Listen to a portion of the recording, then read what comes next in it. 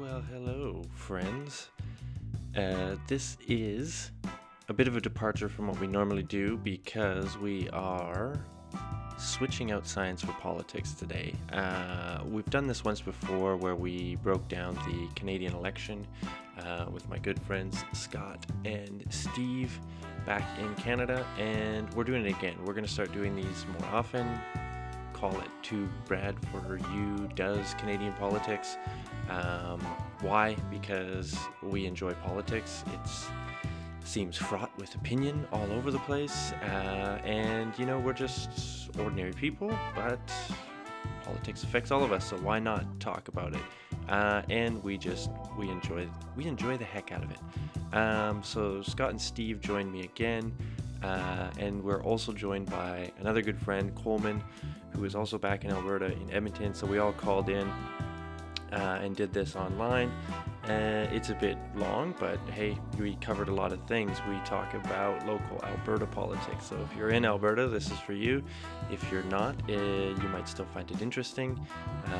We talk about the current government and their strategy at balancing budgets amidst a downturn in the economy, to put it lightly. Alberta is an oil producing province in Canada, always has been, and arguably needs to diversify. Anyway, so they're suffering right now. That's one way to put it, with the downturn in oil and the way that the world attention has turned away from oil and whatnot. But anyway, that's not too much analysis here. So we discuss that. We discuss their tactics. We talk about a Conservative Party leadership race in the federal jurisdiction of Canadian politics, and we talk about a protest that has gripped Canada.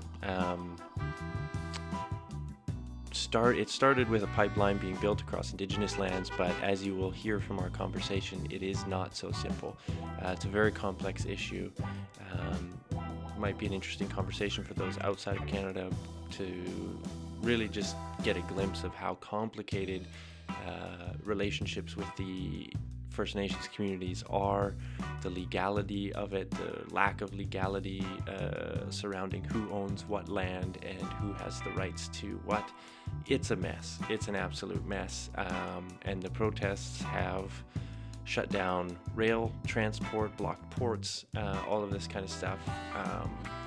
And it's affected the economy, and it's affecting municipalities who rely on the rail system in Canada to get necessary goods. So it's a pretty intense situation, and we didn't have any answers, obviously. We had opinions, but that's about as much as we can do. But it's something worth talking about because, like I said, it's a very complicated issue, and it likely won't be resolved anytime soon. And hopefully this is a chance where the Canadian population, the Canadian governments, the First Nations people can finally start to make some headway on some of these issues, because as you'll hear from our discussion, we generally don't do a very good job of that. We kind of just kick it down the road. Anyway, so this is Too Bad For You Does Canadian Politics. Thank you to the guys for calling in for this. And like I said, if you're not into politics, I don't know, skip it. But if you are, here you go. And we do touch on some American stuff at the end, the primaries. All right, so thank you. That is it. If you enjoy the show, please do subscribe. Please do rate and comment on Spotify, iTunes, Stitcher, wherever you're getting your podcasts. That does help us a lot. Follow us on Twitter at 2BradForYou or on Instagram at 2BradForYou. But really the main thing is, if you can, subscribe, rate, comment, follow. That would be lovely. Here we are. Here is our talk on politics.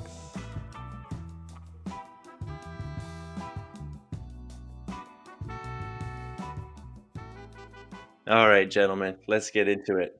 All right. Well, thank you all for indulging my need to make my political opinions known, and for allowing me this time to get into what local provincial Canadian politics. we'll start local, provincial Canadian. We'll move to national Canadian. And if we have time, we'll go international. But that's the point of the show. And I'm joined by three good friends, three what we say everyday normal, run of the mill Joe Schmoes with their opinions that are, let's hope, informed, mildly informed, but we'll see where we get. I'm joined, of course, like I was last time we did the politics show, by Scott Stoley, Steve Barg over in Calgary. What's up, gentlemen? What's going on? How's it going? Good to Good, good to good, see good. you all. What's that? Good to see you all on this tight new interface. Right, we got a new interface, and we got a brand new contributor representing I don't know, representing the rural people all the way, originating in Clare's home, now in Edmonton, now in the big city of Edmonton. Coleman Wilkinson, thanks for coming along, man. Oh, thanks for having me. You have the insight of Claresholm, North Lethbridge, and Edmonton here. Ooh, he's toured all around this province. Everywhere Continues you to want to tour go. around this province as a member of the craft brewing community. But let's start then, provincial. I'm curious, as I am living abroad, as to what is going on in my home province back home, and really the current government, the UCP government, because it appears to me that their plan to balance budgets, reduce costs, whatever the conservative dream is, to reduce the debt, all of those things, they're going about it one way and one way only, and that is slashing spending, cutting everywhere.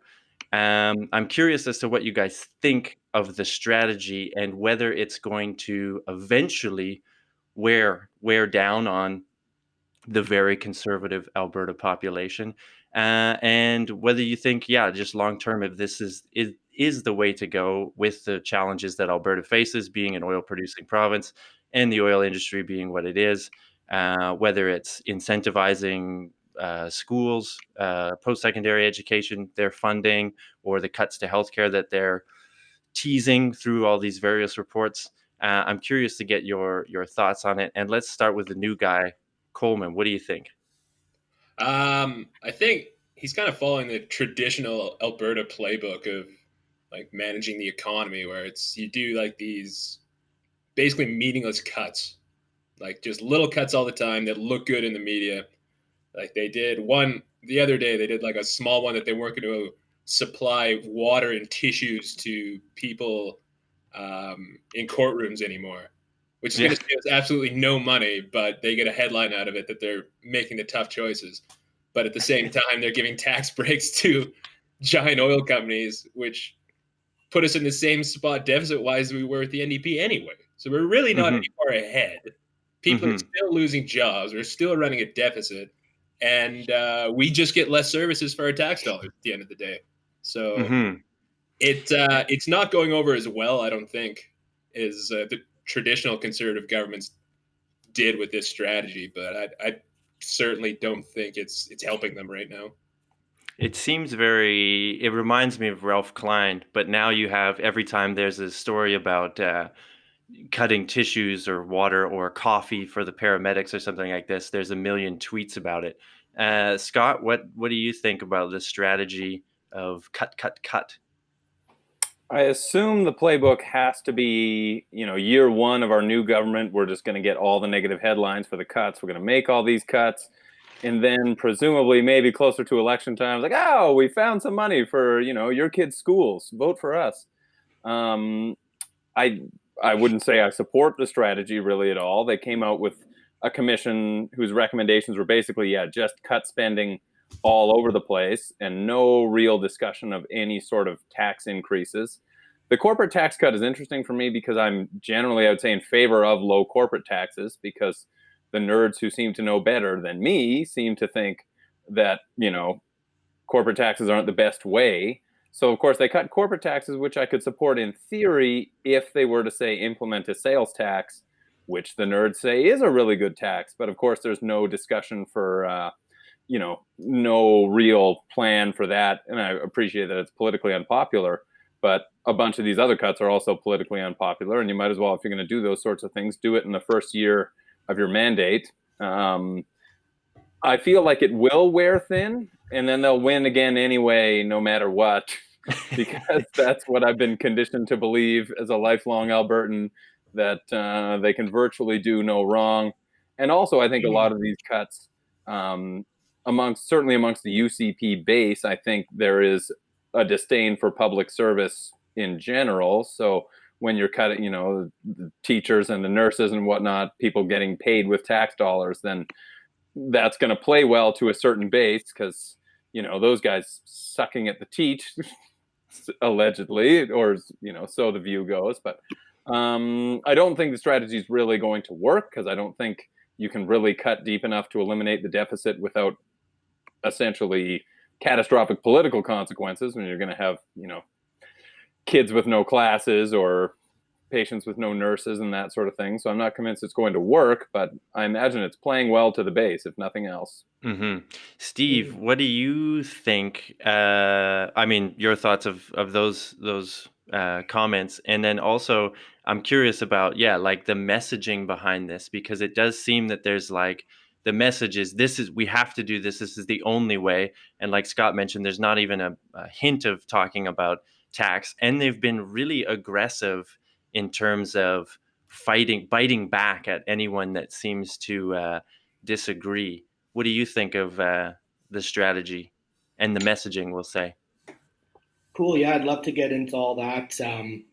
First of all, it's great to be here with you guys. Scott, I love your in-depth, serious analysis of the issues. You do a great job. Coleman, really looking forward to the sharp, sarcastic witticisms that I think we're going to have coming our way. So, and Brad, I always love being on the podcast with you. I love the way that you ask a question in a way that I know how I'm supposed to answer it. So great work, Brad. You can answer any way you want. I'm just messing with you, Brad. I'm just messing with you. Anyway, I'll just pick up on what Scott was talking about there. First of all, I think I do believe that the true test of this strategy will be in the year 2 and 3 of their governance. For sure, there's been cuts. Like, there's no dancing around the fact that there's been cuts. I think that in some circles it is a little bit exaggerated, the cuts. For example, you just compared them. I forget who compared them to the Ralph Klein cuts. They're really not even close in terms of percentages. I think Ralph Klein got up to he cut about 21% of the budget over 3-year period or something like this. Those numbers aren't exactly on, but I think this one is about 1.5% of cuts, and I don't think they're going to be followed up with massive cuts in years 2 and 3. I think it'll be a little bit more of the same. And in reality, they have raised income taxes. They've just done it in a way, their coy way of doing things, where they can raise taxes and not talk about a tax raise and have no one talk about a tax raise. They've raised income taxes through de-indexing the benefits from inflation, tax credits from inflation, so which it works out to be about $300 increase per Alberta family. This is all per U of C economist Trevor Toom. I don't know if any of you guys ever read any of his articles, but he's got a great, I'm a fan. Really great way of getting into the actual numbers rather than the kind of the narrative or the hysteria or whatnot. So there is a real dollar tax raise, also a tax bracket creep, which was kind of put an end to through indexing the brackets to inflation. Now that's gone. So now all of our taxes have gone up, which is, what we're kind of clamoring for in a way. But they've just done it in a way that no one's talking about it. And it's almost identical to the tax effects of the carbon tax. So pretty much the identical, almost a dollar for dollar increase that the carbon tax had. But as Trevor Toom puts in his article, the rage per dollar quotient is quite a bit lower with these increases. So I mean, look, like I'm in a complete agreement with you, Scott. The way forward is a sales tax, a consumption tax, and I think carbon pricing is a part of that as well. They need to have both. This government is failing to be upfront with what they're doing. They're not really upfront with the cuts either. They're just saying, no, we're not cutting anything. Clearly, there's cuts. So I wish they'd be a little bit more upfront with how they're managing it. But in some ways, they're being successful. The corporate income or the corporate tax lowering is obviously like trying to stay competitive with the United States, who went through a massive corporate tax slash a couple years ago. I don't know. I like for that. That's very much in the public opinion. I just want to see a measured result of that. Like what would success look like for that corporate tax cut? Would be obviously further investment in the province, and I think that is only going to play out in years kind of 2 and 3 of the government. So we'll see if it works. But I would like to see a measured analysis of whether or not that actually worked, or if that didn't work at all. So we'll see how it goes. As far as their control of the messaging, Brad. Yeah, this government is like very heavy on the propaganda, and I don't use that term lightly. They're very, very, very insistent on controlling the messaging. They get very I don't know. Upset or sad when other people talk about them in negative terms around the world, because they put themselves on the world stage. So yeah, I mean that's something that I find distasteful as a resident of Alberta, but we'll see. I'm not convinced that they will make it into. I'm not as convinced as Scott as that they will make it into. Automatically be voted back in, but I think it's we have a couple years to see how things go. So, Well, this is, I mean, you make good points about the numbers and the nuts and bolts, and I think and Scott, like you mentioned, when you're 1 year into a budget and a governance and everything like that, you'll see how it plays out. I mean, and I think you can look at the specific cuts and the numbers and make your own decisions as whether you think those are right or wrong moves to make, and we'll see how those come around. The thing that, and maybe this is a product of me living abroad and getting the message from not live through different media sources or Twitter, all these things, but it does seem that I'm curious about the messaging of it, because there seems to be the playbook of we're not going to raise taxes. We would never raise taxes. That's not what we do. And yet they're coyly raising taxes. We're all about cutting spending. We're going to cut spending, but we're going to waste $30 million on the war room and all this other stuff.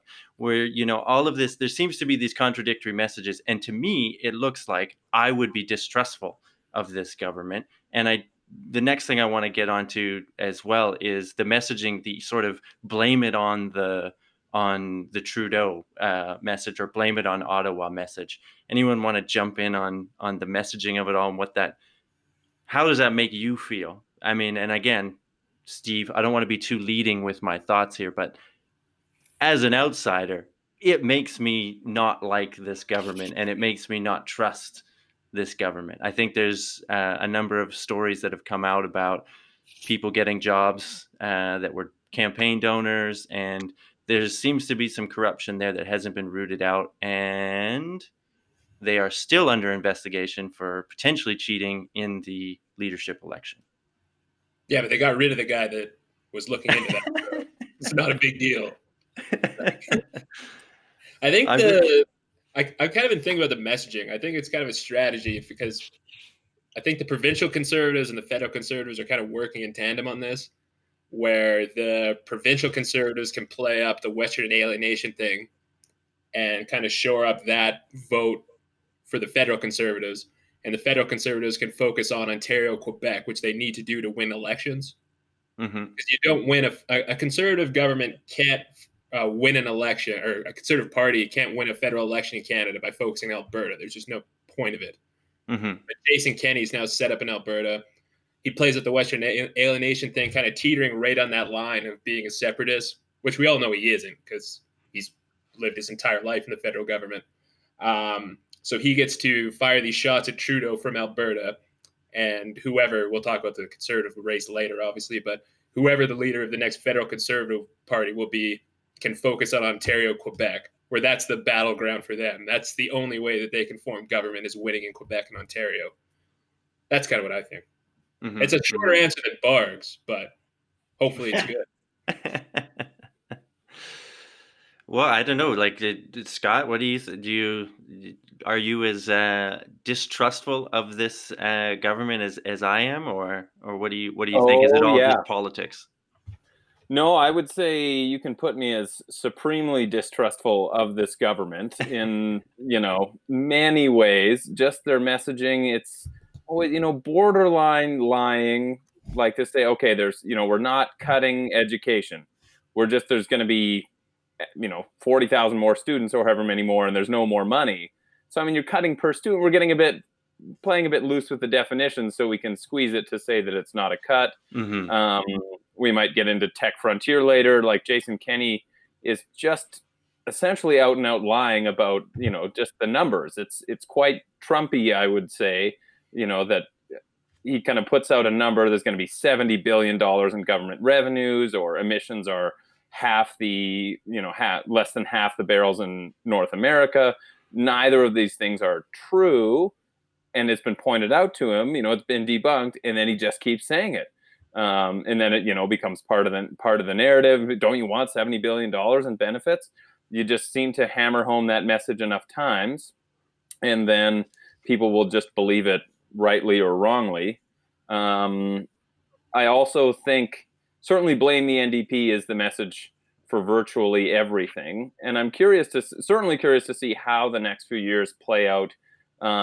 Because if you listen to Jason Kenney during the election, Alberta's oil industry woes were 98% the result of decisions by Rachel Notley and Justin Trudeau, whereas I would say they're probably 98% the result of international oil markets, and there's not a whole lot that either of those two can do about it. And I'd like to see how that message goes, as at some point you think we can't keep blaming Notley for the woes of the industry, and you essentially ran on a campaign of we're going to bring the oil industry back, and then of course we're going to bring in a war room to defend it and clear up all the mistruths, and it's been obviously a debacle, making some even international headlines. I think I saw a story on BBC about how they got a logo that they stole, and then they got another logo, and it turns out that was stolen, and now $30 million and you can't get a logo. I know a guy, our friend Seb. You could hire him. Did the logo for this show? Yeah, there you go. You do a great job. We got a $30 million budget. You can fit it in. So there's just some like rank incompetence there that I think makes me nervous about if these are supposedly the best people they could find for this job, and they're doing an objectively terrible job. You read from proper communications professionals who are like, this is just not how you do this sort of thing. So if that's who they have running the most front-facing shop they've got, then how are the people behind closed doors doing it? It does not fill me with confidence in the slightest as to the competence of this government. Mm-hmm. And their messaging does not make me inspire any confidence as far as the honesty of this government goes.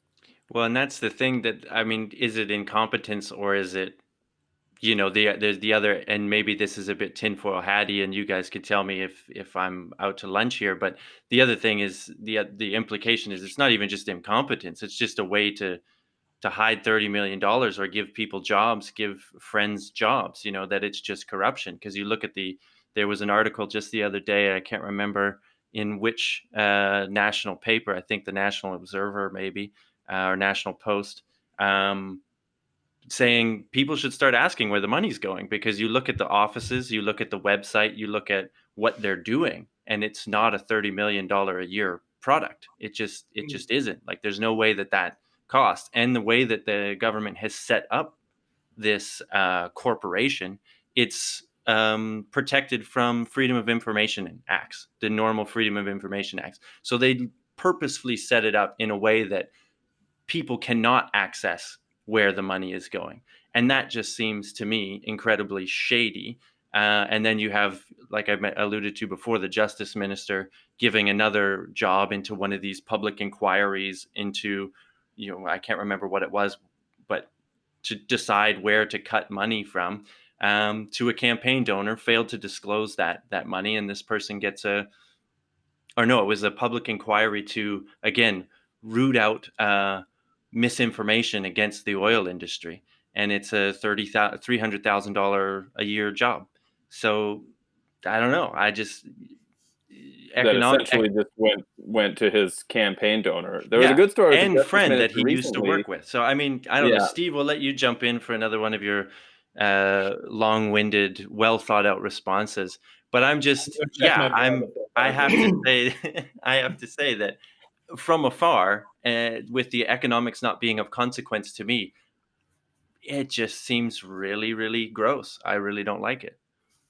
Yeah, no, you're right. It's all a bunch of bullshit, isn't it? Anyway, back to you, Brad. You like Coleman like that one. Okay, good. No, I don't know. So I think the purpose of the War Room is fairly obvious, is to stoke the emotional base and keep them engaged, because they can, they're the ones who are really following kind of the War Room's tweets on a day-to-day basis, the tweets that aren't so embarrassing that they make international news, that is. And have to be deleted. And have to be later deleted and apologized for. And, was that anti-Semitic? I don't know. I guess we'll just delete it then. It's to stoke the base. And $30 million goes to our buddies. That's just a side benefit. I don't think it's tinfoil hatty, but I don't think it's the driver of why it exists. I think it's to continue to kind of pump up the emotional kind of response of the Albertans that voted for the UCP, and to keep that, because it's only going to work in their favor. The War Room's obviously been super embarrassing. I mean, all the way through. There's been like 5 or 6 instances of just what the fuck. And it's been existed for 6 months. So if they're going on a once per month, what the fuck ratio, that's pretty bad. We won't break down the rage per dollar. This show's all about ratios. So anyway, no, I $30 million, where's it going? Is it accounted for? It's no surprise to me that it's not accounted for. I think you can say $30 million as a government and say $30 million is going towards this. I think people they're just like, yeah, sounds about right. Man, government's expensive. Jeez. I don't know what they're doing, but goddamn, government's expensive, isn't it? $30 million for some haywire tweets that make no sense. Yeah, sure. Why not, right? Sign me up. So I don't know, and Kenny traipses around the country and the continent with his messaging, like you're saying, on the Tech Mine, Scott, and other stuff. And it's like he's a representative of Alberta oil and gas. I don't even think that that's like the worst thing in the world. If you're also representing all the other things going on in Alberta, all the other businesses, all the other kind of sectors, then good. I think he should be repping for Alberta interests. But if he's so focused on this everywhere he goes, that it's like, I don't know, there's lots of economic data that says Alberta's in for its worst economic year now since 2013, which is when the recession kind of started, and there was lots of years where we were climbing out of the recession, and you would say, well, we're not in a recession anymore. Well, now it looks like the economic data looks like we are. So like even if the oil and gas has a little bit of a rebound, you still could be, because you're so focused, your tunnel vision is so focused on one single issue. You could have a province that is in economic decline with rising oil and gas investment. That would be insane to me. That would be like, that is the exact opposite of what you should have. What you should be focused on is the growing the diversity of the province, and then letting the oil and gas kind of come back and be strong, because it will be strong again. And when it does come back, then you've got a burgeoning economy and you have oil and gas, both.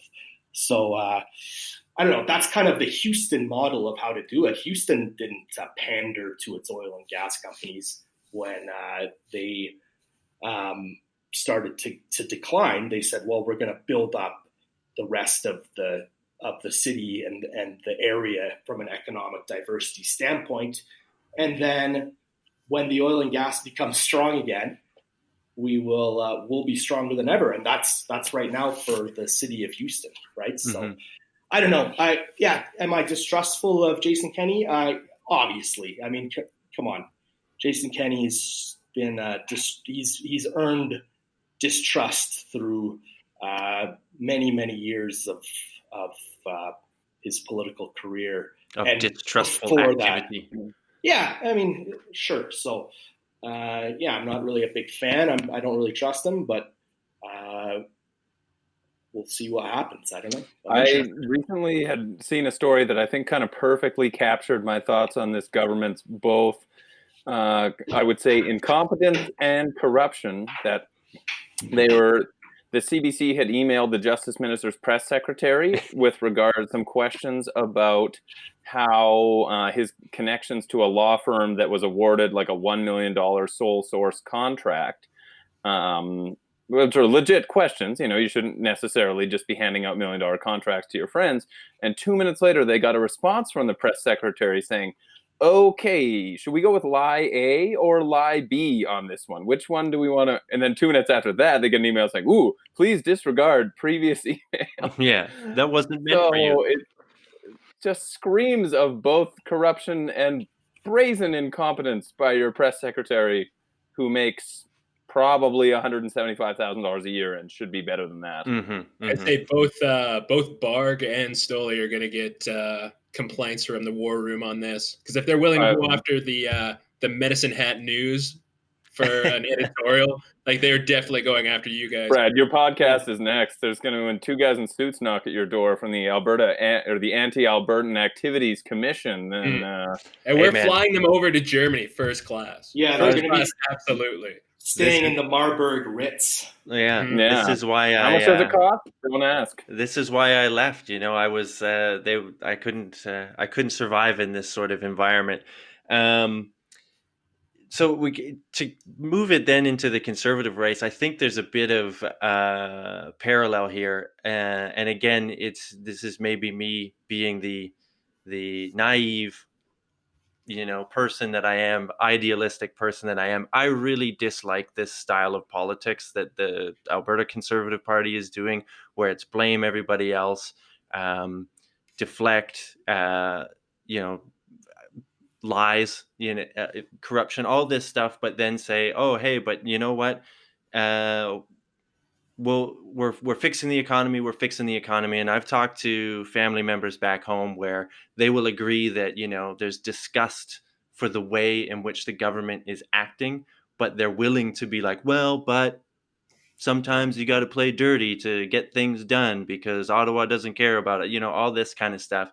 And I just wonder if this playbook, because there seems to be a similar playbook in the federal Conservative Party, where their strategy last election largely seemed to be of Trudeau sucks. Doesn't everybody think Trudeau sucks? He's an idiot. He sucks. We got to get him out of here. He's ruining the country. And 3/4 of the country disagreed with that. And now we have a conservative, the conservative leader that lost that election to Justin Trudeau, Andrew Scheer, is now on the way out. And we're gearing up for the Conservatives to elect a new leader in June. Doesn't seem like much of a race. It seems like more of a everybody get the hell out of the way for Peter MacKay. I don't even really know who, what other big names are running other than what's his name, Aaron O'Toole.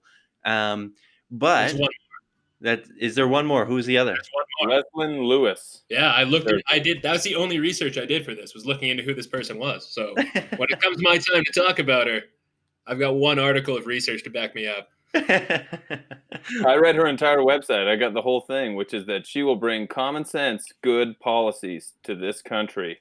Well, I'll just go fuck myself. What they are specifically hard to determine from the web, but they will be common sense and better than Justin Trudeau's. Well, I mean, I understand that you always have to have the we're going to do better than the other guy, that narrative in opposition, and I say this, Justin Trudeau deserves a lot of criticism for things that he's done, and you can do that, but it just seems that even as Peter MacKay trotted out his campaign, the whole thrust of his first forays back into the race were Trudeau's a sissy, he does yoga, I play hockey, these kind of just like very tired, pointless tropes. It'll play well in rural Alberta. Exactly. And this is my point. It's like, did they not learn this strategy? And, again, this strategy it goes on in Alberta, and it can work in Alberta because people will be like, yeah, but the economy, but this, that. This is not a good strategy nationally, I don't think. But it seems that they're going to continue doing it. Do you see anything turning around? And let's go to Coleman first, and you could touch on the other people in the race, because I think the Aaron O'Toole guy is running this same strategy. And let's hear what you have to say about the third contender and your one article of research.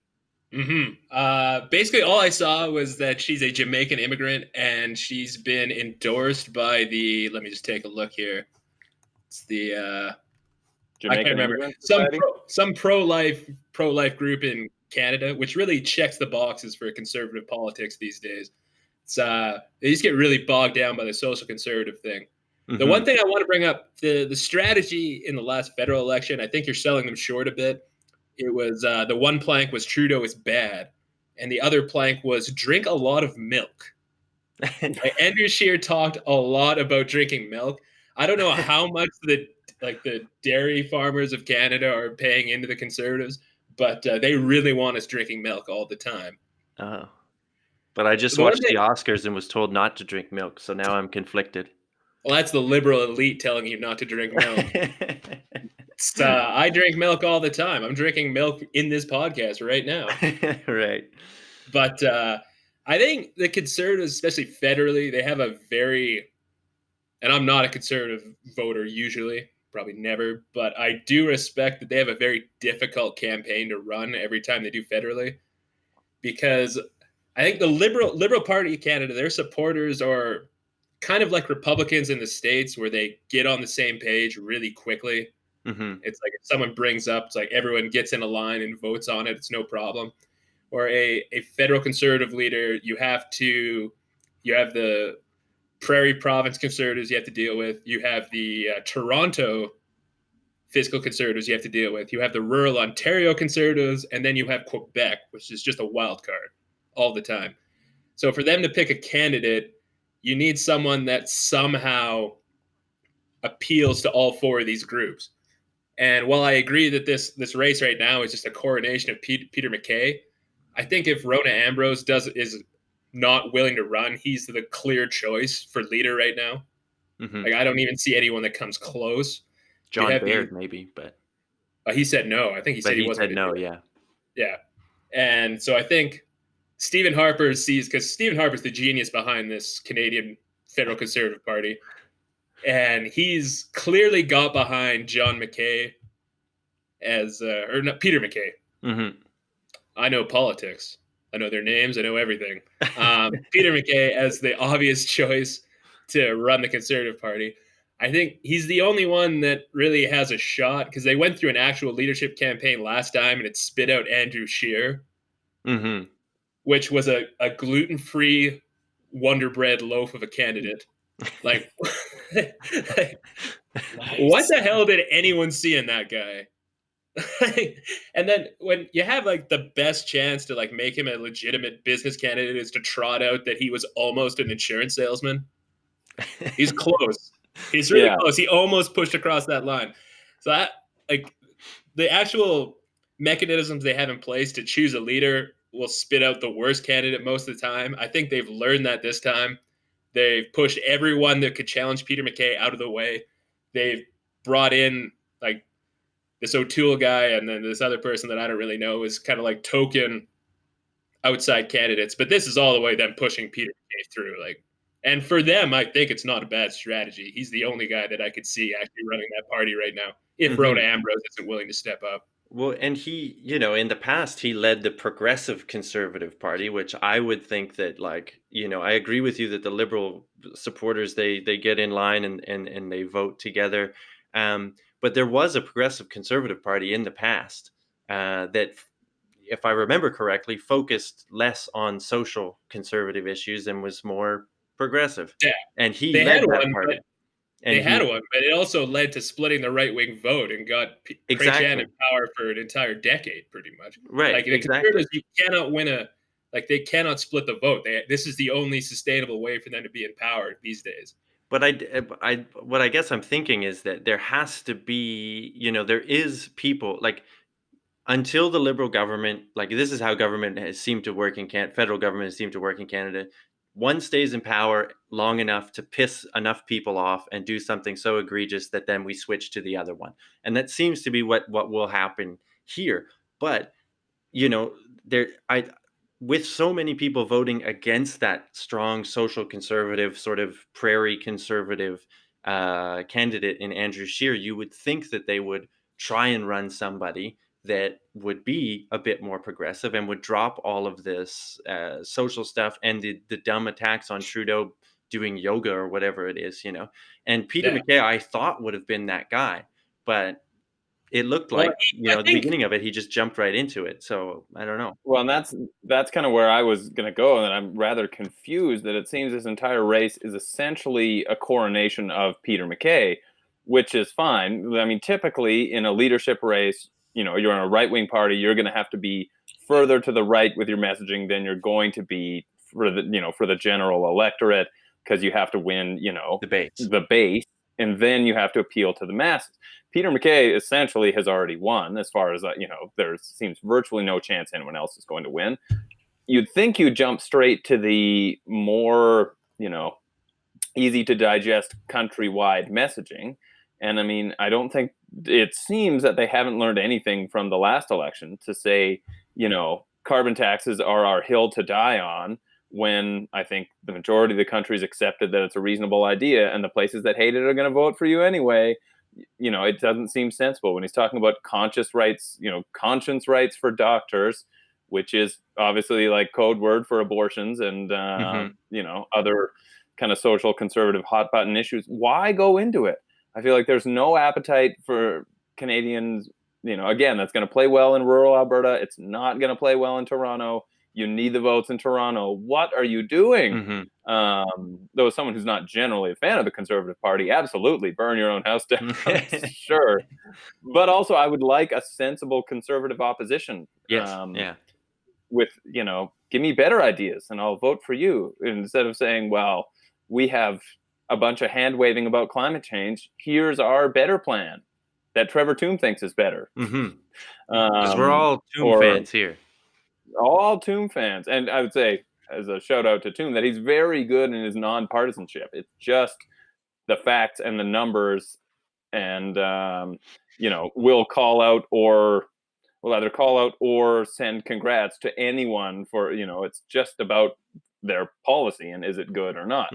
That's ideally, I'm probably not there mentally, but I'd like to think that I'd like to approach each party's ideas and say, like I voted for the Liberal Party last time, kind of biting my, not really enthusiastically, but I did. But I wasn't like, go blackface. He's our guy. It's like, no, this is bad. And if the Conservative Party comes out with a better climate change plan, maybe I'll vote for you. Yeah. But I think that's there why is. I'm not I think seeing it. there is swing voters to be had, especially in Toronto and like the sort of surround the suburbs of Toronto area. But it doesn't seem like. Well, we'll see. I mean, they have until June, I guess, to get this thing over with and then move on to the general, whenever that might be. Steve, you want to jump in on the Peter MacKay tour, the race? Yeah, sure thing. First of all, I just want to kind of question one of your numbers, Brad, when you said 3/4 of people voted against Trudeau. Did I hear that right? Or voted I think for I Trudeau? said that. Voted I'm happy to be corrected on that. Well, it's not even close. I mean, come on. A third of people voted for Trudeau, and more people voted for the Conservative Party. No, I was counting the everyone not voting not Conservative, so NDP, etc. Yeah. Oh, I see. Okay, so then 2/3. Yeah, sure.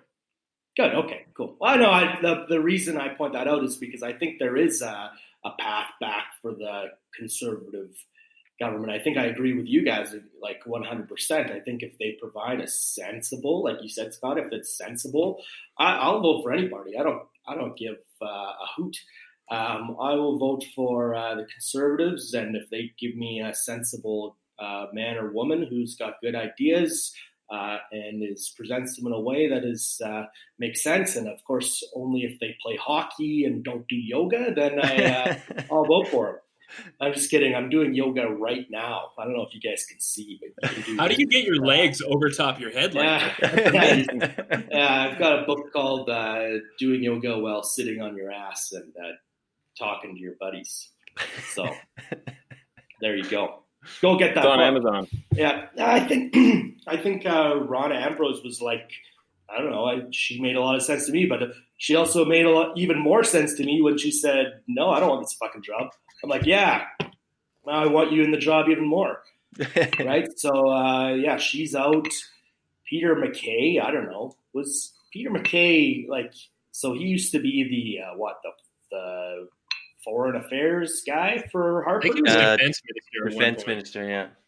All right, well, I guess no one attacked our country in that time. Good track record there. So we'll see. Didn't start World War III. Yeah. We're setting the bar high here. Yeah. Do you think this third candidate is a kamikaze candidate? Do you think that's got to be the playbook now? Get this kamikaze candidate to take out O'Toole, mm-hmm. and Could then I don't know, like who are you really like? Because in Alberta we had the kamikaze candidate, but like Brian Jean was a legitimate candidate. This O'Toole guy is literally an O'Toole. Like, he's not there for any reason. T-shirt coming out soon with that phrase on it, by the way. He is literally an O'Toole. Coleman's had that written in Sharpie on his notes, real big letters. Don't forget to say O'Toole. A couple more zingers coming your way, coming up here soon. So I don't know, it makes sense to go back towards the progressive, go back to when you were progressive conservatives. Remember that? Go back towards that model. It's their only way forward. It's like rugby. You got to go back when you want to go forward. I'll take your word on that. Sure. Well, I'm playing rugby in my chair right now. I don't know if you guys noticed. Oh, is that what that is? I was wondering why your arm was moving so much on camera. Yeah. All right. Well, I think we should. We have to touch on the protest that is going on in Canada right now, because it seems to be one of the biggest stories in Canada right now. And for Canadian terms, this is people are inconvenienced and they do not like it. But it's also brought up a number of issues. I think this story actually highlights. There was, talk about the RCMP heavy-handedness when dealing with protesters and the media, and then really this kind of boils down to a lot of law surrounding land rights and Indigenous title to certain land. So I don't know, again, I'm getting stories from all over, here from abroad. Who wants to maybe give us the skinny from the ground, we'll say, and maybe lay it out a little bit, and then give your thoughts, give your take. Oh, I'd like to jump in there. I get a feeling that I'm on a roll, so I'm And surging. Steve, I see that you're actually at a protest right now. Yeah, that's so, right. Sitting in my chair. And he's actually rolling on camera right now. It's amazing. It's great. Yeah. All Let's right. first So, just frame what's happening, maybe to. oh well, I don't want to do that. I thought that was your job. Okay. No, I'll do it. Let's frame it. Let's see if I can do Brad's thing. So basically, there's the Coastal Link pipeline, LNG pipeline. It's being built out from, I think, kind of Fort St. James or Fort St. John, one of these areas, out towards Kitimat. So basically, goes through all of across northern British Columbia. That's been planned and improved for over the last decade, really.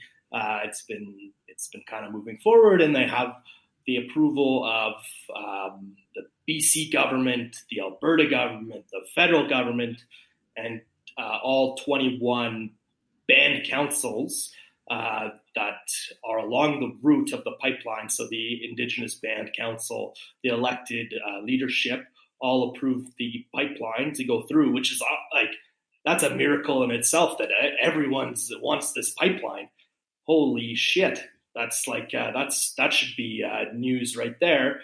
Everybody, all of these elected officials want the pipeline, but of course there is a group of people in the area who very much don't want the pipeline, and they're led by what are called hereditary chiefs, which is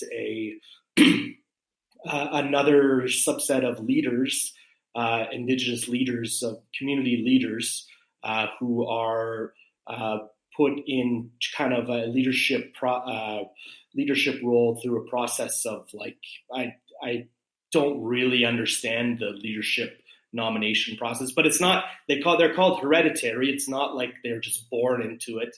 It's like kind of partly they're born into it, but then they also are through some ceremony and through their actions and merit, they are kind of nominated, I guess, and given these names and titles, and they have some form of leadership in the communities as well as the elected chiefs. So obviously, like, my understanding of it is very from an outsider's point of view, and I try to read as much about it as I can, but it's it doesn't seem as clear to me as someone who's reading about it a lot exactly who is kind of tipping the scales of power in the region, who are the real decision makers. It seemed to me like that was the elected council. So that, I don't know, because they went through a democratically election process, right? So I don't know. And then so they're shutting now that they protested. I'm really framing this now. Doing a great job. Yeah, so it's the Wet'suwet'en peoples who are against the pipeline going through their lands protested at the point of construction, and they were arrested by the RCMP, and basically that sparked outrage across the country from different groups. I'd say most of them Indigenous groups, although some groups are just kind of protesters, I guess, and they are shutting down the rail, they're shutting down different roads, they're blocking access to certain buildings across the country. So it's turned into a big nationwide kind of shutdown protest with the, I believe, the stated purpose of trying to disrupt the economic workings of a country. So that is, I believe, what the purpose is. Although this is the thing, this is where it gets complex. You talk to 20 different people why they're protesting, and you'll get 20 different answers, right? And maybe 1 out of 20 will say something about an LNG pipeline. Obviously, those are all made up numbers, but that's kind of the sense that I get from reading online. Yeah, no, I mean, I think a lot of people have jumped on board with the protest across the country. I mean, there is very specific issues regarding who speaks for the land that the pipeline is being built on.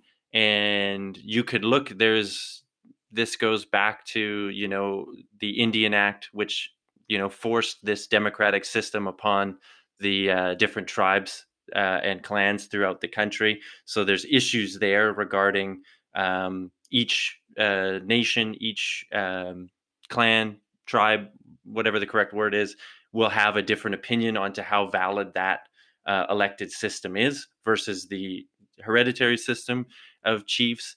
There's so there's a lot of complexity there, and I think, Steve, what you pointed out as well is that the people that have jumped on also seems to be these bigger issues, not regarding this specific land, but reconciliation, all these terms that have been thrown out over the last year of indigenous rights and kind of a more awareness around that. There seems to be a lot of people that are just like, hey, indigenous people are protesting a pipeline, I'm in. I hate climate change and oil and gas and colonialism and all this stuff, and jumping in. And I think that pisses a lot of people off. A lot of people You said the C word.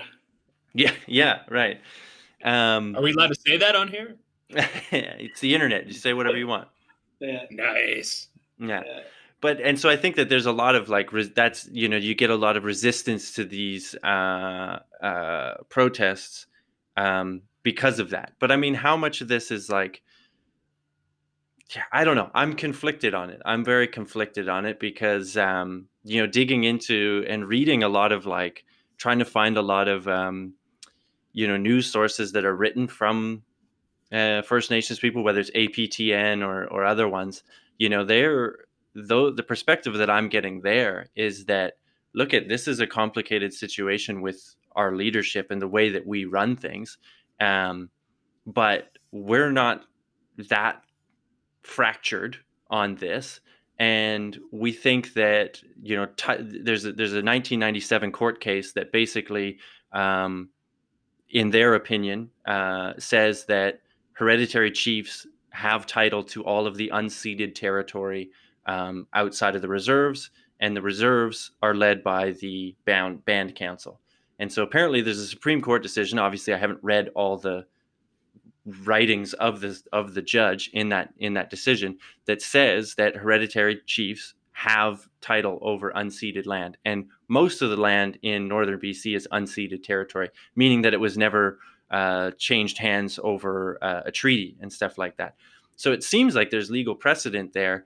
And the other complaint that I was hearing out of those sources was that LNG never consulted with everyone. They went directly to the elected chiefs, which is, again, in some members of the community view, those are sort of already, those people, their hands are tied.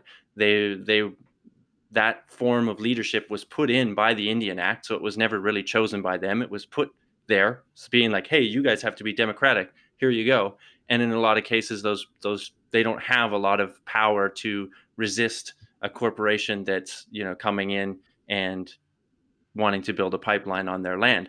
So I don't know. I don't know what to think. But I'm curious as to how it all gets portrayed as like, oh, well, there's this system of leadership and we don't know what's going on and they don't know what's going on. And why don't they just figure it out with each other? And who's protesting over what, when it's like, well, any protest is going to be nebulous and any issue is going to have, parts of the community that agree and parts of the community that don't agree. So it's like, is that really the story? Or should the story be, well, is there legal precedent for this? And the fact that we don't really, we've never really acknowledged any legal precedent for these issues because it's always just been kind of swept under the rug, being like, we'll deal with that later. It's better if it's just a murky gray zone, because then we can kind of just steamroll through the opinions of First Nations people.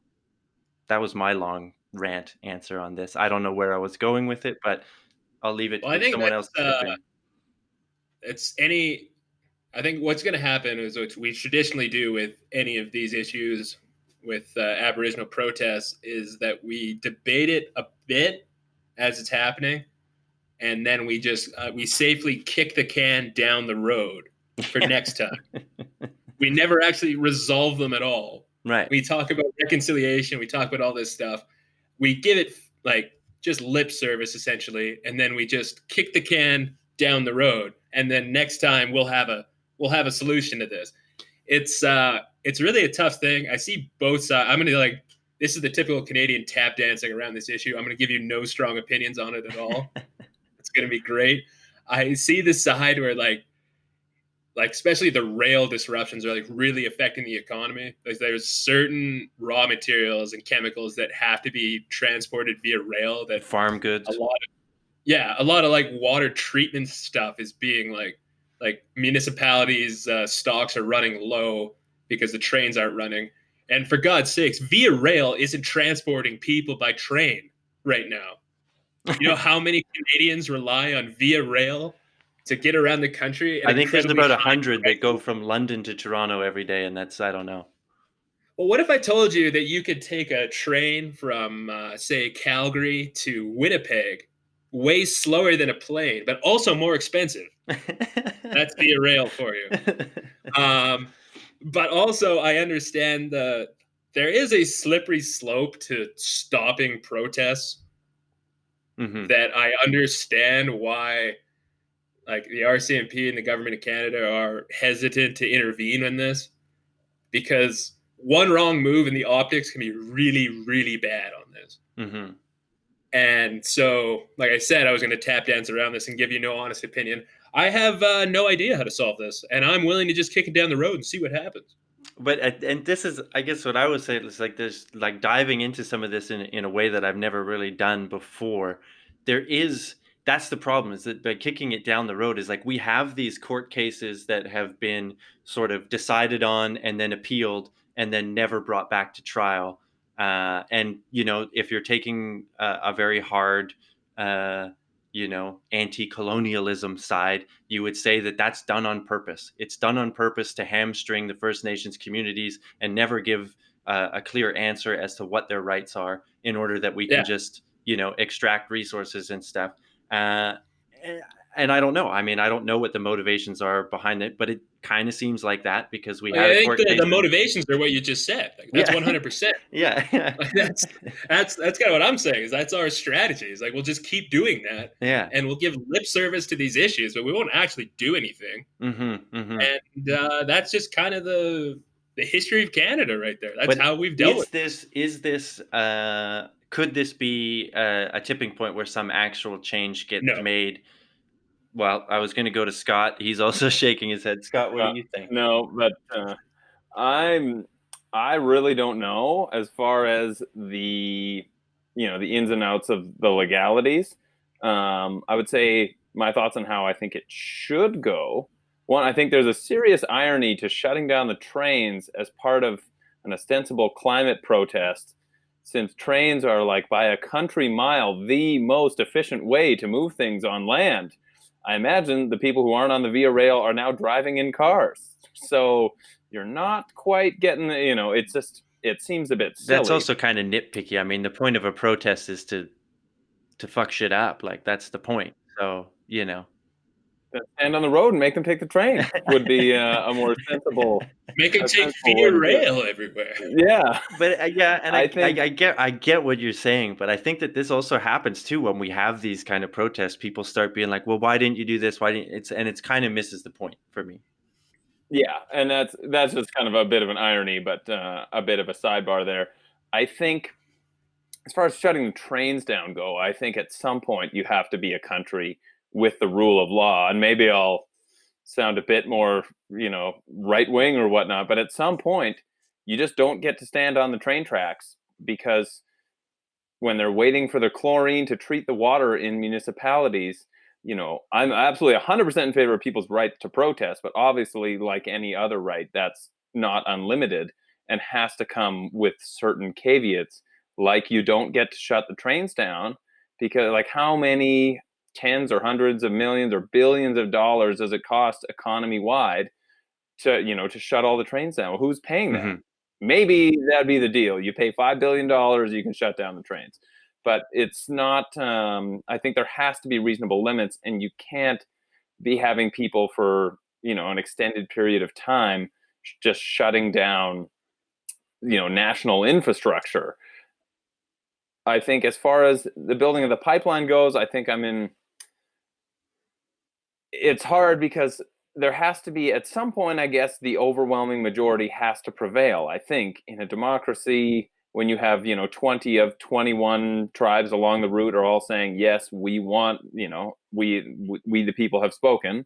And obviously not everyone in those tribes, same with amongst the Wet'suwet'en, or certainly you can find people who are want the jobs for the most part from the pipeline construction.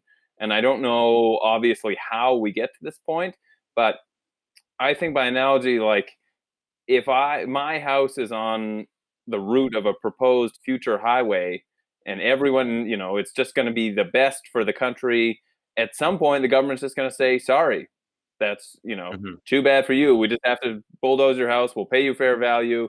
And then, that, because we can't have this one person holding up, the consensus of what everyone, not everyone, but say the vast majority feels is a good project. And it seems to give one hereditary chief in one tribe veto power over an $8 billion pipeline.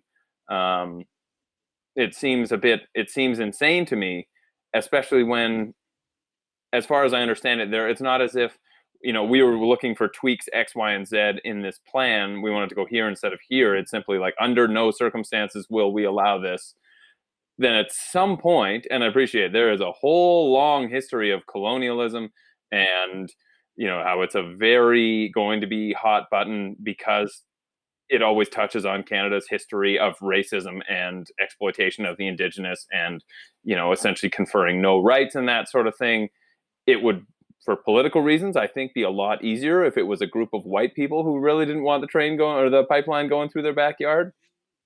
But at some point, when you get 20 of 21 say we want to do it, somehow we got to do it. And how we thread that needle, I don't know, but I think you got to do it. I think, yeah. Again, this comes down to, though, and you mentioned like the rule of law. This is the rule. We have to be a country of a rule of law. But these people are saying that they have the law on their side, and it's not being respected. There is this court case that says hereditary chiefs have title to this land. And that's the thing, is that it's not going through the land. They're disputing parts, as I understand it, of the pipeline that don't go through the jurisdiction of the elected chiefs. It goes through the land on the jurisdiction that they claim they have. And that court case happened in 97. I can't remember the name of it. Guama something. It's an indigenous name that I've forgotten, can't pronounce. And it was kicked down the road, and the Supreme Court, judge rather, agreed with the hereditary chiefs, and then it was appealed or whatever, and just never brought back to trial. So there's an argument that the rule of law, that's exactly what they're saying, is that they have the rule of law, and that the 21 elected chiefs that agreed don't have jurisdiction over this section of land. So it doesn't matter if they agree or not. It's not their decision.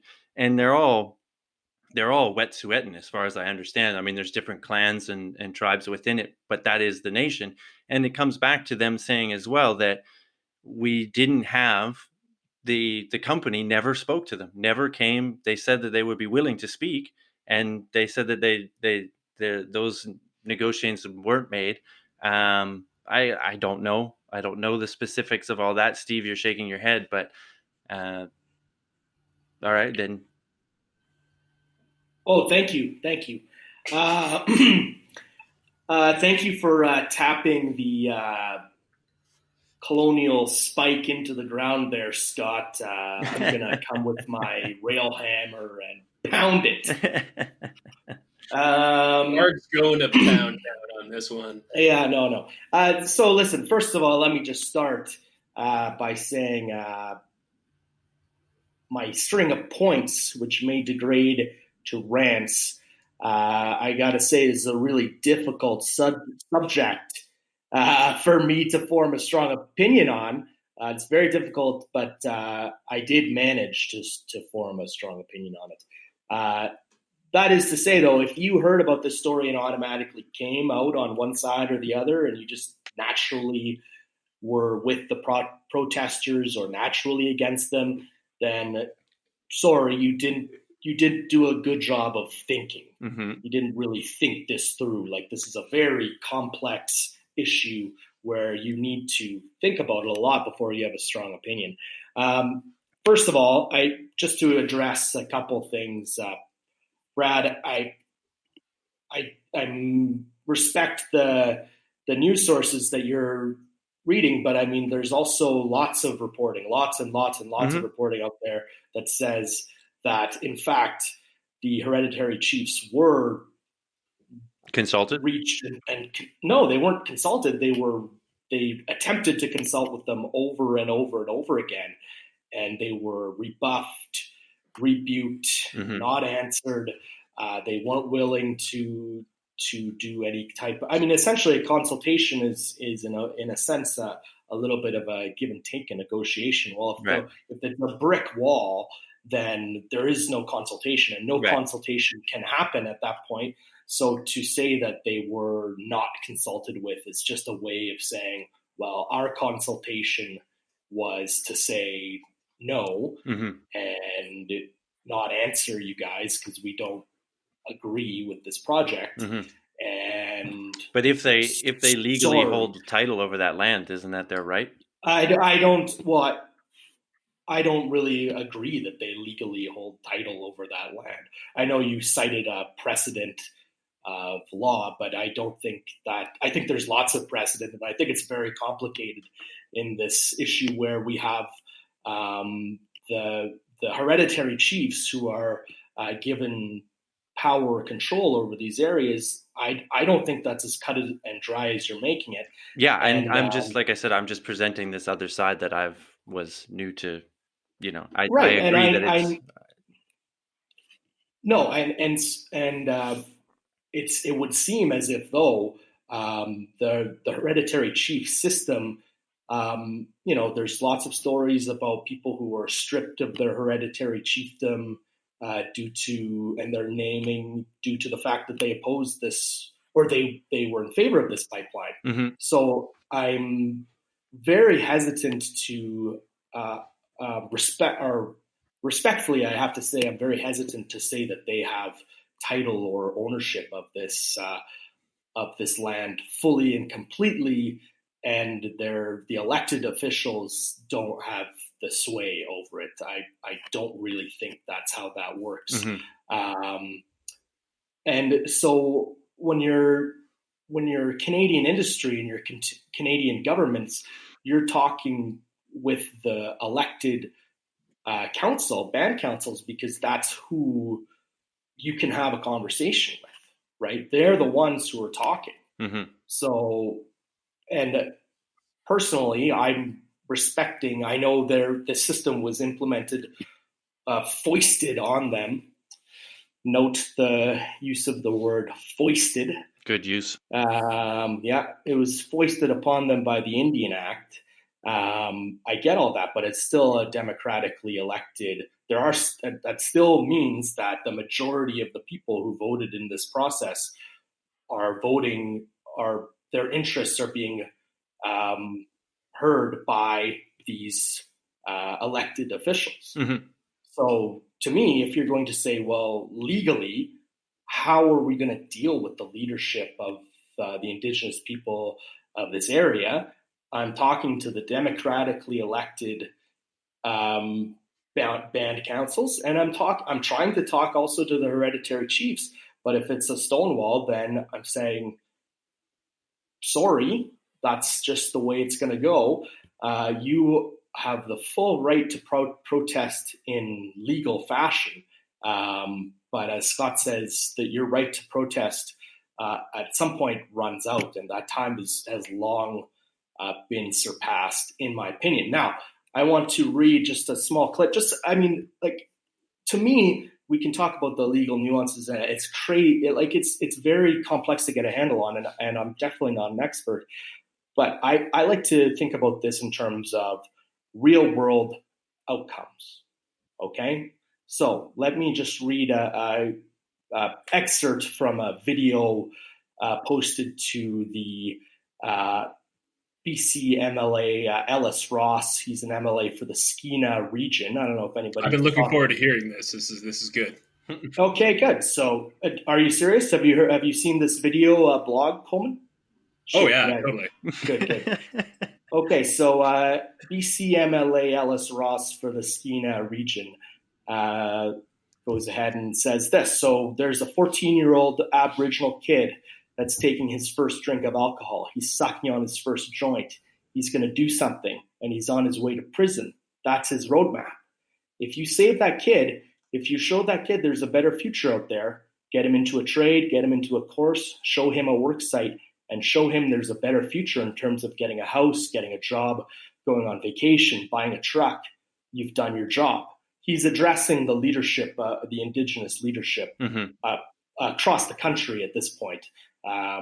He goes on to say, I guarantee you those activists and those politicians that are going to stop the development in your territory, they do not care about that 14-year-old kid. They do not care. They could care less. They don't care if that kid commits suicide.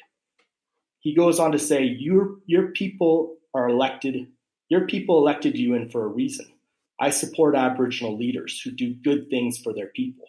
If you get that kid off drugs, if you get him off alcohol, the press will not be there. It is just not sexy enough. Nobody's going to do a story on a community cutting its suicides in half or resolving its welfare list. It's a lonely job, but it's worth it.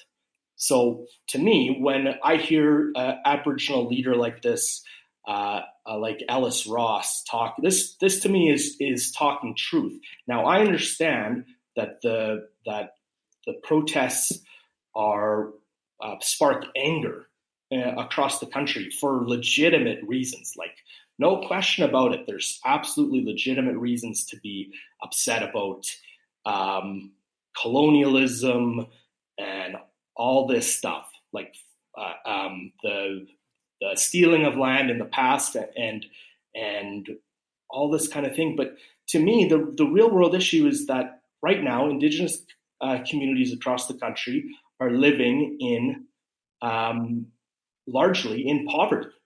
And that is driving quite a bit of this anger. And it's a cycle. The onus is on both the non-Indigenous people of Canada and the Indigenous peoples of Canada to get them on a good track. And if you're becoming an illegal protester, I'm sorry to say, but you've become a criminal in the eyes of the law, and it should be dealt with. It's not just trains.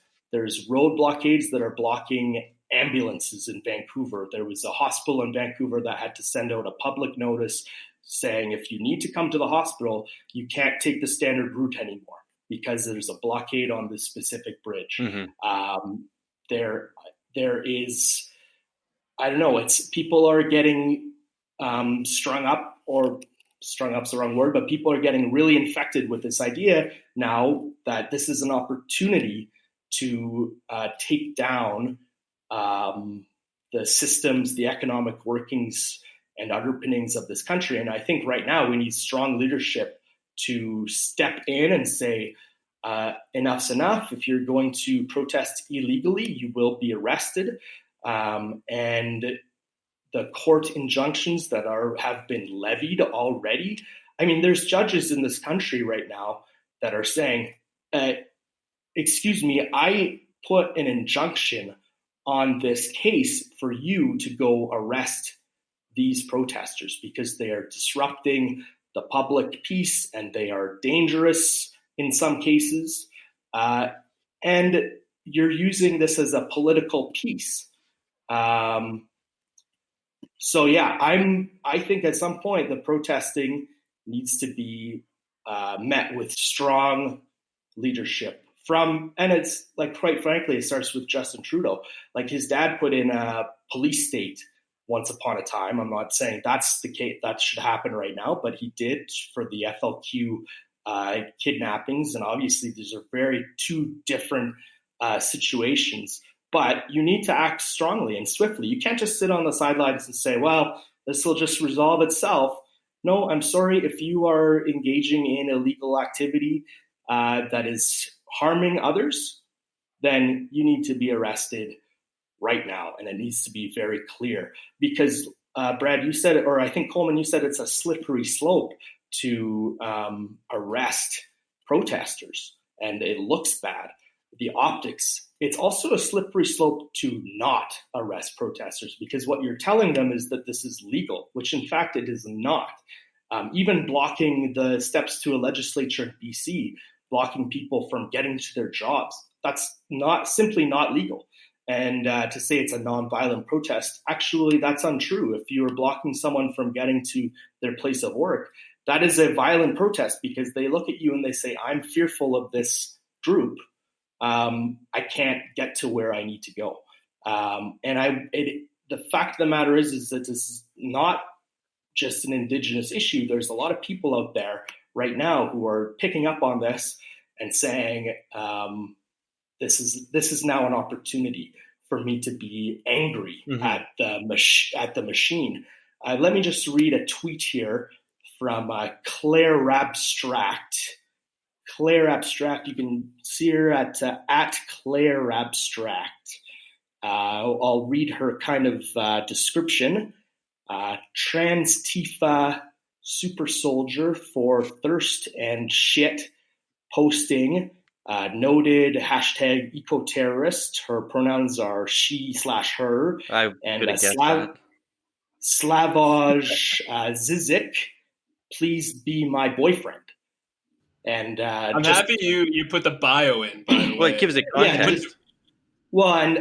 Here's a little bit more context, and just maybe a warning if you're because that's what I wanted, was more context. Here's a little more context for Claire Abstract, just in case you're kind of you want to look her profile up in work or in a family home.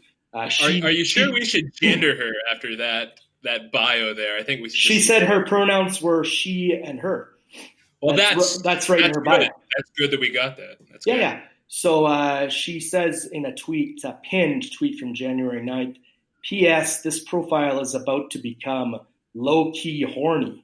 So if you don't especially want to see that part of my life, now is a good time to unfollow. I won't even hold it against you. Feel free to DM me for my Facebook profile, which is more chill and work safe. So if you're thinking about looking her up, just know it's her profile. Is this the tweet that got you following Claire Abstract? Yeah, it was so low-key horny. You came for the horny. What I'm looking for. Yeah. I say I'm not very low-key after hearing Barg's answer. That's right, yeah. So anyway, let's get to the meat of it, shall we? We're not even at the tweet yet. We're not even there. No, we're not even there. So Claire Abstract says, you know how the hashtag Vancouver SkyTrain track alarm is extremely easy to trigger, and how the city shuts down whenever the SkyTrain shuts down, even briefly? Just something to think about. Hashtag Wet'suwet and Strong, to which the Metro Vancouver Transit Police tweeted back at her, replied to her tweet. When the track intrusion alarms are triggered, all trains in the area emergency brake hard, potentially causing serious injury to those on board. Rethink your comments before potentially putting people's safety at risk. This is not the way to make your point. Mm-hmm. Okay, so what we have here is we have emboldened idiots suggesting things that are terrible ideas because they get the sense that this is all legal. This is all fine. We can shut down this country just by doing crazy shit. And it's all good because we're with Wet'suwet'en strong. And frankly, I'm just finding this that's disgusting to me, this attitude that we can now feel emboldened by it. And I'm really disappointed that the Canadian leadership, the weak-kneed Justin Trudeau, has not taken a stance on this, because it is about to become a national, has the potential to be a national crisis. I'm not going to say it's about to become a national crisis. It has the potential to become a national crisis.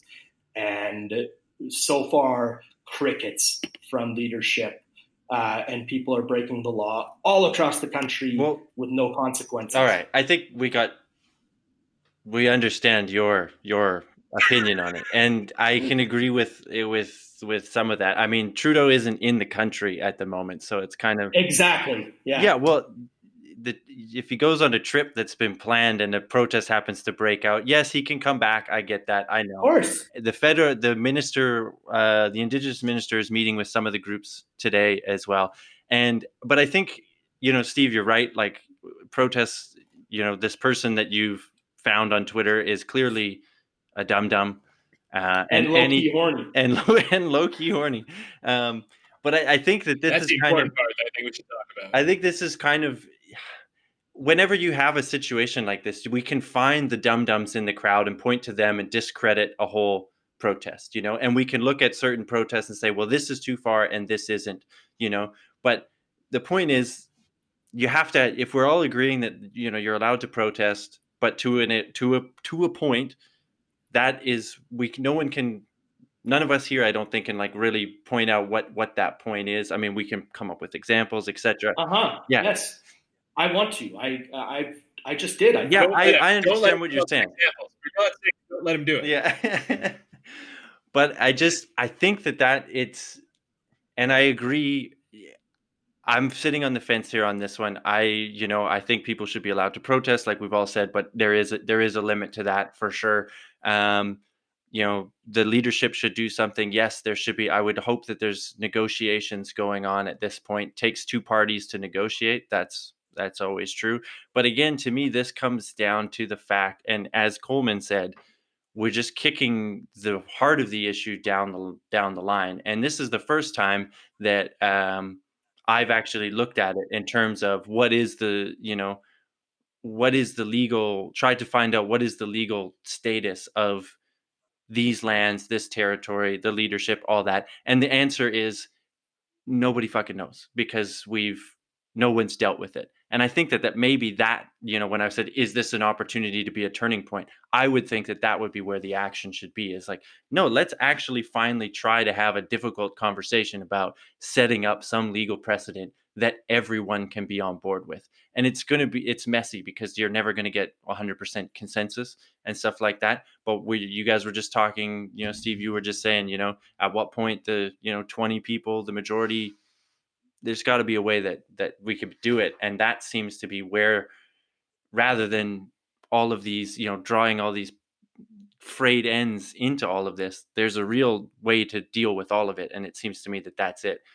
Does anyone want to jump in with anything else on that? Or?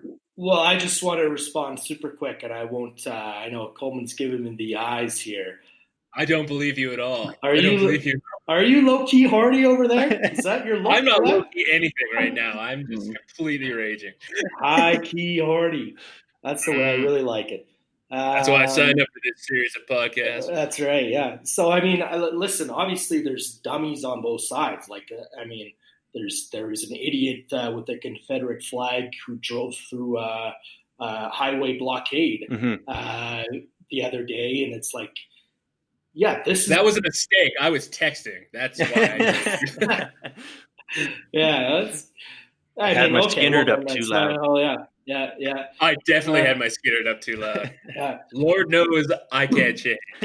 But here's the thing: if you take a strong stance against this, I don't have to deal with the idiots on both sides. If you're strong as a government and you are acting with a code, that's what I'm really asking for here: is act with a code. Justin Trudeau's government doesn't have any code. His code is to try to appease and to try to placate as many people as he can at the same time. There's no code there. Yeah, I agree with that. Code. And right now you have a national code which is called the law. Your judges and your elected officials are pleading with you to enforce the law. And people are getting hurt or potentially getting hurt, or could become far more serious. So, all right, fair enough. That was a hell of a line, by the way, just there. We have a dorky code right now. It's called the law. Yeah, thank you. That's in my notes. Well done. Yeah, T-shirt coming soon. Yeah. Dorky code called the law. Right. Yeah, did I say dorky or did I say low-key horny? I thought you said, oh, yeah, there it is. I'll make maybe one final point on my thought on the pipeline, and then sadly I'm going to have to leave the rest to you guys, as my wife is sassing me to take over babysitting, or parenting, as we're supposed to call it these days. My thought is, I think, Brad, you're right. We absolutely should. We won't, but we should try and clarify the legal situation as far as the title to these lands and who controls what. But even in Alberta, if I'm, say, a rancher and they find oil on my land and they want to drill for it, I can't say no. Even though I own the land, like I have title to the land, you still don't have the right. I mean, they have to consult with you and negotiate, and presumably you come to an agreement, and most ranchers want it because they want the money that comes with it. But if I'm dead set against it, having the title to my land does not come with a veto over approved oil and gas projects. And I think some sort of system like that, to me, would make sense. That if we have an overwhelming consensus and the whole country wants it and it's everyone but you, then you can't, just kind of shut down the whole thing. But anyway, gents, I'll have to leave the Biden bashing to you guys, you lying dog-faced pony soldiers. How dare you? How dare you? I appreciate you having me on here. I look forward to hearing how the rest of it comes out. Sorry I had to peace out early, but sometimes you just get a little low-key horny and you gotta bounce. All right, Yeah, Scott. I get that. Tweet about it. All right. I'll tweet you. That account, it's me. I'll be honest. That account is me. All right, gentlemen. All right. Well, heated discussion. Do you guys want to continue with a little bit of? Well, just to sorry, Colton, to cut you off. No, just to follow up with Scott's point. In Alberta, you don't even have to clean up the wells on the farmer's property. Yeah, you just leave them there. That's the government's job. Like pretty well. With the departure of Scott, we'll move to international news. That really we can't be being America's hat. We're affected by everything that goes down that goes on down there. So let's do some primary talk, and I'm sure that'll lead into some Trump talk. I know Steve was he was a member of the Yang Gang, and Yang is out. Yeah. The latest, as we're recording this, is Bernie won New Hampshire. And did he win Iowa too? It was close. It took so long to count that I never actually. I don't think anybody got the result. I don't think anybody knows. I don't know who won. Is Iowa still a state? Yeah. Did they shut down Iowa? Yeah, I don't.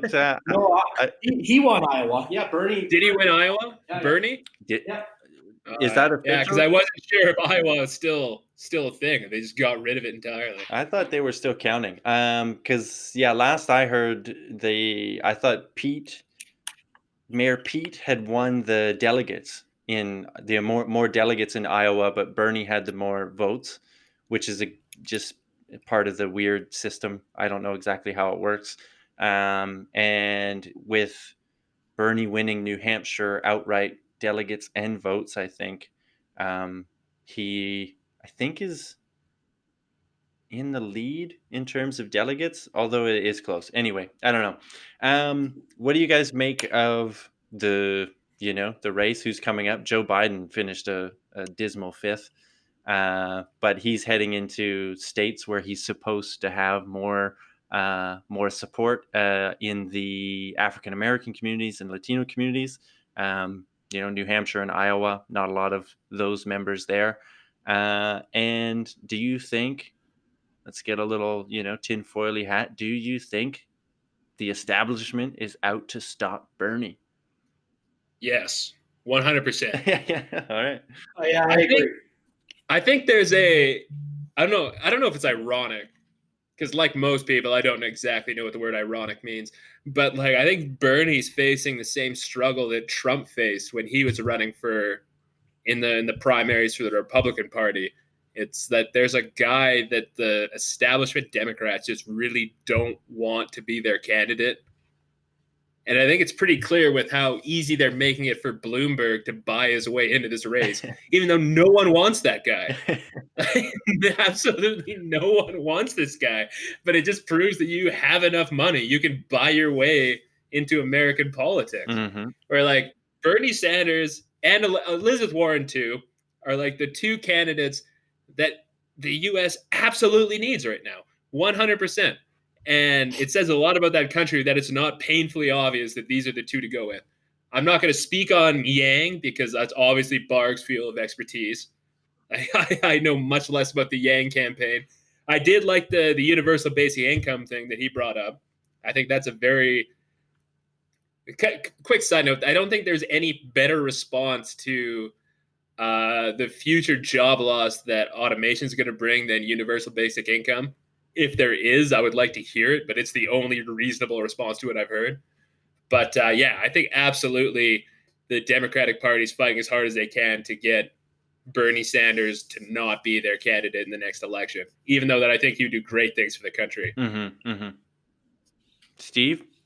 Yeah. Oh, yeah. Well, yeah, I agree that Bernie's fighting through that. He's got a kind of uphill battle to win over the establishment or to battle that situation. But yeah, I fully believe that he's not their first choice. It's Joe Biden and Pete Buttigieg, who seems like a political kind of like a cut and paste guy made up of the corporate Democratic interests. Not a big Pete fan, but anyway, I will. Just to interrupt you on Biden quick. I think we've learned a lot about Biden, that he's the perfect vice president, that we just see enough of him to not realize how much of a doofus he is. Yeah, no, for sure. I completely agree with that. My opinion will change completely, though, when he onboards Yang on his ticket. He's VP Andrew Yang. Yeah, give me some of that Yang juice, baby. No, I don't know. It's I'm now fully on board Bernie, and we talk about this as if though we even have a vote, which we don't. Mm-hmm. But it affects us. It affects everybody. We're white men. I think we could definitely find a way to vote in the American election. I think we could go to a state and they would like move heaven and earth to get us to vote in that election. If we pooled all of our savings together, we might be able to buy a vote. Yeah. Buy a vote. Yeah. I don't think it'd be that much money. I think it'd be pretty cheap. I think they're so excited to let white men vote in Republican states that as long as we just didn't say we were voting for Bernie, we could definitely get a vote. We probably wouldn't have to wait in line. There's probably like a private voting booth in the back. They would just let us in. There's like a Nexus line. For voting for white Canadian white men to vote in the North Dakota primary. Yeah. Anyway, so I'm on Team Bernie now and I think he'll do well. I think he can overcome this kind of institutional slant against him and his crazy socialist views. A little bit of sarcasm in my tone there. I do think Yang's a perfect VP candidate for Bernie, by the way. They're both coming at it from the same not establishment area. I think if you're going to be an establishment candidate like Biden or Buttigieg, you pick a non-establishment guy. Yeah, but you're running against Trump, though. I think if you run an establishment candidate against Trump, you get exactly where Hillary was. Where Hillary was clearly the best candidate for president, she didn't win. I think Trump's going to win no matter what. I don't think there's. Obviously, I know there's a chance, but I think Trump's going to crush any Democratic candidate that makes it through. But I think in terms of the winning the Democratic race, I think that, if you're an establishment candidate, it makes a certain amount of sense to bring in the guy who can take Trump voters with him. Like Yang has proven in polls, both Yang and Sanders have proven in polls that they bring a certain segment of Trump voters with them. Mm-hmm. Whether or not they would follow with them in a VP role, I have no idea, but it's possible. And I guess we'll see. I don't know. I think it's going to be Biden. At the end of the day, I think it's going to be Biden and Bernie, and I think Bernie's going to win the nomination. That's my hope anyway, and we'll see what happens. But I mean, you're looking at Iowa and New Hampshire. People talk about these early states like they mean something. They really don't. They only mean stuff to thin the candidate herd. Yeah, it's bit. like the early primaries are like the NFL after week 1. It's not. Everyone's putting these storylines. It's like the exhibition season. Yeah, because the Patriots lose to the Chiefs in week 5, and all of a sudden Tom Brady's career is over. It's like, let's just wait. Let's give it a second. Mm-hmm. Yeah. Mm-hmm. So, I mean, we all know who's going to stick it out with Bernie and Elizabeth Warren and probably Buttigieg and Biden. But I hope Bloomberg doesn't keep making noise. That guy's kind of a monster, isn't he? Isn't he even more monstrous than Trump? He's a big stop and frisk in New York when he was mayor. Like, just a lot of stuff, and it says a lot about the American system. If it ends up being Bloomberg versus Trump in the next federal election, it's like officially democracy is dead in the U.S. Like, there's no way to bounce back from that, because it proves that you can just buy your way into these races. Because even if Biden somehow wins, at least it's, I'm sure the Democratic Party would like that, but they're not changing the rules to let Biden participate like they are with Bloomberg, essentially. Yeah. And he just brings nothing. Because if you look at his history, he's bounced back and forth between being a Republican and a Democrat. Yeah, he has, and he's only there as a response to these wealth taxes that Biden and Warren are suggesting. The only reason he's there is to protect the billionaire class in the U.S. against having to pay their fair share at some point. There's absolutely no redeeming qualities for Bloomberg being a candidate going forward. And my Instagram feed was taken over the other day because he paid every meme account on Instagram to do these shitty meme advertisements for him. And good for them for getting paid. Whatever. I like people on Instagram making money because it's stupid. But it's there's nothing there with Bloomberg. No one wants him. No one wants him at all. He has no support. It's blatant what's going on right now. It's kind of disgusting, actually. Mm-hmm. Yeah, and I mean, I did say Bloomberg was a monster. I should back that up, I guess. Here's a few of the things that Bloomberg has said. Go, Barg. Go. I'd fuck that in a second. I'd do that piece of meat. If women wanted to be appreciated for their brains, they'd go to the library instead of Bloomingdale's. He called women fat broads, horse-faced lesbians. And I mean, I'm looking at a list here. Hey, he sounds like a perfect candidate for the president of the U.S. I'm looking. Preface this. He didn't say you'd grab anyone by the pussy, so obviously, the line has moved with presidential candidates. That's right. So I mean, he's and this is all based on someone put together this list anyway, and I'm just reading off there. It made the news, this list. So that's where that's. Give us. Is there more? I would like to hear more. To a female judge ruling against his policies, your safety and the safety of your kids is now in the hands of some woman who does not have the expertise to do it. I know for a fact that any self-respecting woman who walks past a construction site and doesn't get a whistle will turn around and walk past again and again until she gets one. Jesus. My God. Yeah, how is he quoted saying that? Like, what possible situation? It's not like he was accidentally overheard saying that entire bit.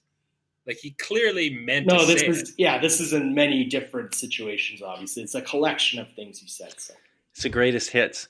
Well, okay. Yeah. So I guess we'll see when is South Carolina is next, I think, this upcoming week, and we'll see what changes. None of you guys mentioned Klobuchar, so you don't think Amy Klobuchar has any real No. Yeah, good. Yeah, I'm okay with that response. Absolutely not. I mean, we have Elizabeth Warren, who's a legitimate female candidate in the U.S., and she's getting almost no press at all right now. Mm-hmm. So, well, Klobuchar came in that's where we in are. New Hampshire. Yeah, but who's talking about it? That'll be on her bio for a long time. Third in New Hampshire. Yeah. The only time New Hampshire ever gets brought up. Yeah. So, I think Elizabeth Warren's been she's not getting a lot of press. I don't think she's been very impressive. She at the beginning she laid out a lot of policy. It was all policy with her, and she seemed to have a policy plan for everything. And I thought it was like it seemed all very reasonable and like well thought out, well planned. But there was I was listening to podcasts about these issues, pundits kind of thing talking, and a lot of people are saying that a lot of people don't make up their mind till the last minute on these votes and stuff like that. So you need some kind of brand aware, you need some kind of connection with the voters, and she's lacked that. So she brought out a lot of policy, but maybe she lacked a lot of like personal story that people can connect with. I think Bernie's got that. I think Bernie's kind of got both of those things.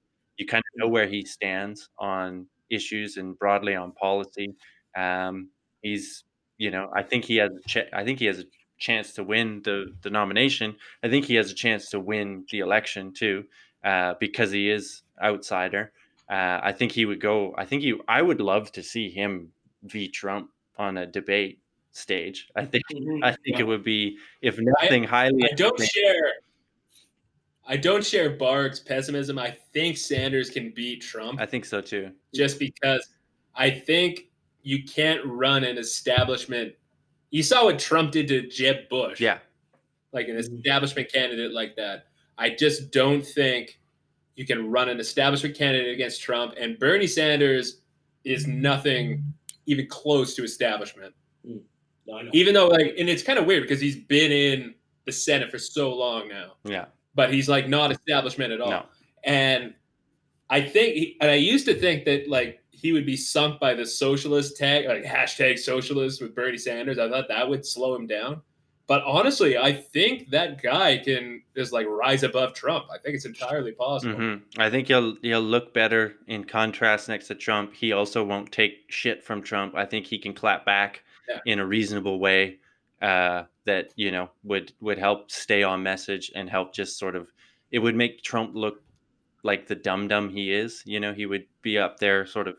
But I mean, all of these questions, I mean, this is basically, we're talking about electability arguments, and no one knows. I mean, no one thought Trump was electable, and he got elected. Well, I remember talking to you. I think it was at Daryl's house. We were just like sitting there, and I told you flat out, like there was absolutely no way Trump could be elected president. There's zero chance. And this is where we're at right now.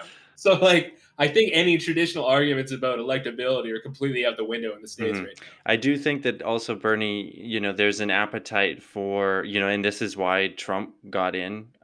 Part of why Trump got in, because he was saying, we're going to change things. We're going to do things differently, blah, blah. He's done none of that, but whatever. That was part of the message. And I think Bernie brings that message. He brings that outsider element. He's offering it in, a different way, we'll say. Although, when you look at some of the, the people that he's targeting, it's the same people that Trump was targeting, people that are economically insecure, or I guess Trump was targeting more people who were socially unsure, with the immigration stuff like that. And Bernie's obviously not going to do that. But I think with an economic message of like for the working class people, I think you can get pretty far.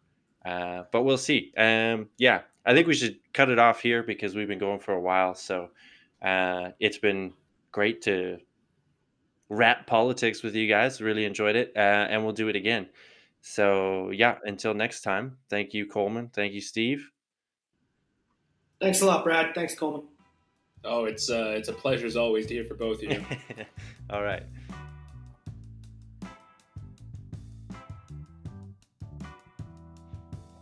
All right, there you go. I hope you enjoyed, a bunch of other dudes' takes on the issues, on the politics. That's what you all came here for, right? Was more politics. Thank you for listening. Please do follow the show, subscribe, rate it, comment it, share it with friends. We are going to do more of these politics shows, like I said, because we all just love it so much.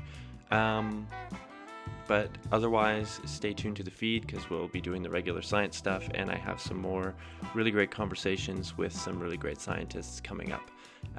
Thank you again for listening, and we will catch you next time. Bye for now.